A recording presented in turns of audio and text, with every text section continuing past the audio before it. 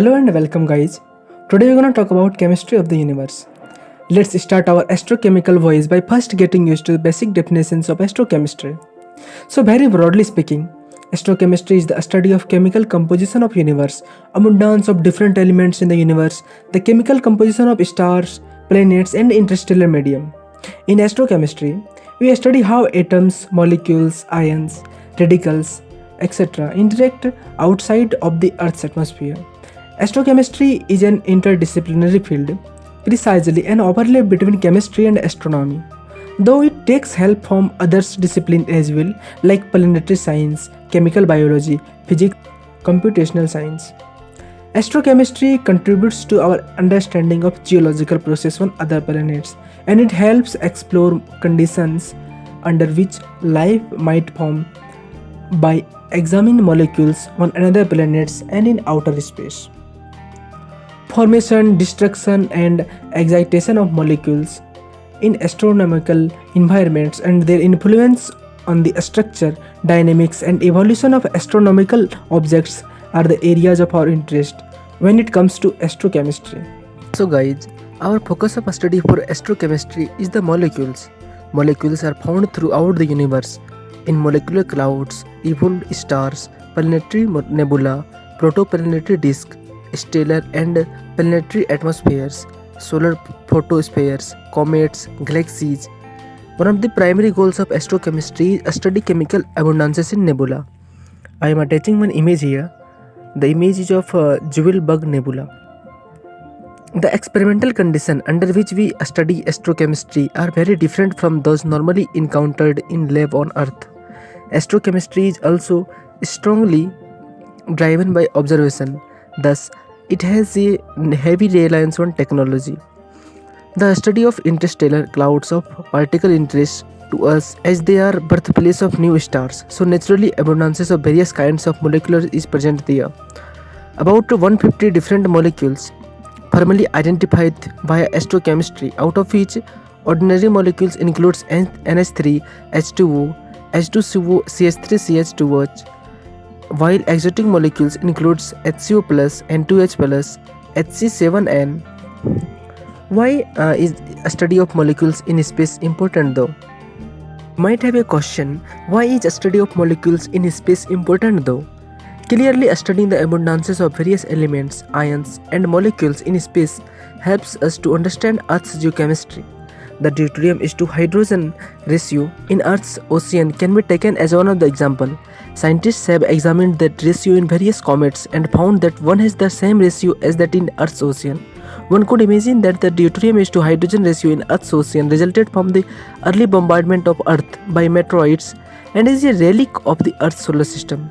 It is interesting to note that the deuterium is to hydrogen ratio in organic compounds in space is higher than or different from that in water. Hydrogen chemistry in the early universe. As atoms combined to form the first molecules, the universe was finally able to cool and began to take shape. Scientists have inferred that helium hydride was the first primordial molecule. Once cooling began, hydrogen atoms could interact with helium hydride, leading to the creation of molecular hydrogen, the molecule primarily responsible for the foundation of the first stars. Stars went on to forge all elements that make up our rich chemical cosmos of today. The problem, though, is that scientists could not find helium hydride in space. This was indeed the first step in the birth of chemistry. Helium hydride is a finicky molecule. Helium itself is a noble gas, making it very unlikely to combine with any other kind of atom.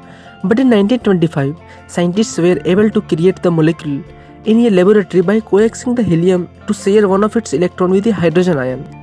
Cosmic evolution is the tale of progressive transition from simplicity to complexity.